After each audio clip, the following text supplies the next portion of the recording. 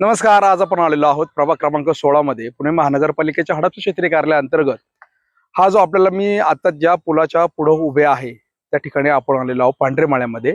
हा डीपी रस्ता सोलापूर रोड पासून सुरू होतो.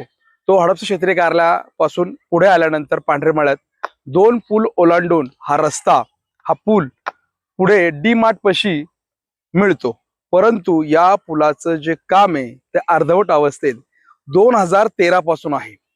आता ह्या पुलाचं उद्घाटन कधी झालं अशा माहिती आम्ही पुणे महानगरपालिकेकडनं घेतली. तर या पुलाचं उद्घाटन दिवंगत उपमुख्यमंत्री अजितदादा पवार यांच्या हस्ते झालं होतं. परंतु हा पूल आजही अर्धवट अवस्थेत आहे. याची आम्ही कारणे शोधली. पुणे महानगरपालिकेच्या पथविभागाकडे आम्ही गेलो, त्यांना विचारलं. त्यांनी आम्हाला जी कारणं दिली ती ऐकून अतिशय धक्कादायक माहिती समोर आलेली आहे. हा पूल गेल्या 2017 मध्ये जे नगरसेवक या ठिकाणी निवडून आले होते त्यातील काही नगरसेवकांनी हा पूल अडवण्यात आला अशी माहिती त्यांनी दिलेली आहे.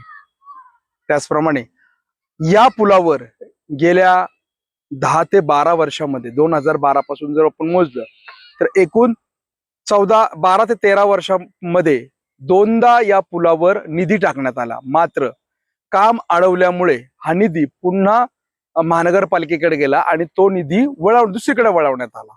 हा पूल जर झाला असता तर ससाणे नगरमध्ये ज्या मोठ्या प्रमाणात वाहतुकीची कोंडी रोज सायंकाळी 5 ते 9 या वेळात होते त्या सर्व वाहनांना या पुलावरनं जाता आलं असतं. मात्र